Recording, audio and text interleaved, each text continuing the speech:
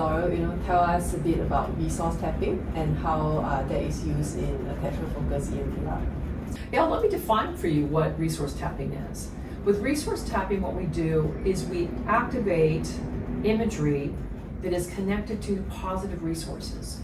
So, for example, if you want to calm down and you want to feel more at ease, we'll use what we call peaceful place. So say peaceful place is a place you can imagine, real or just imaginary, that makes you feel peaceful and at ease. And so we activate that through imagination, and when the person feels a good connection to that feeling state, we add short amounts of right, left stimulation. So it can be tapping, it can be tapping on the knees, it can be auditory stimulation, just a little bit. So what seems to happen is when you imagine something that is helpful to you, and you light up these neural networks, and then you add bilateral stimulation like this, it seems to link it in more fully.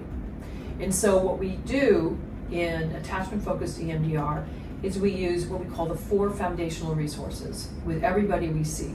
It's peaceful place, nurturing figures, these are figures real or imaginary that have a nurturing, caring, compassionate quality, protector figures, which have a protective quality, and then wise figures.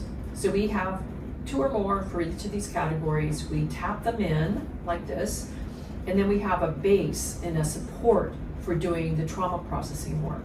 We also, in attachment-focused EMDR, will tap in, activate, create an ideal mother or family figures, nurturing, reparative figures that can help with early childhood development.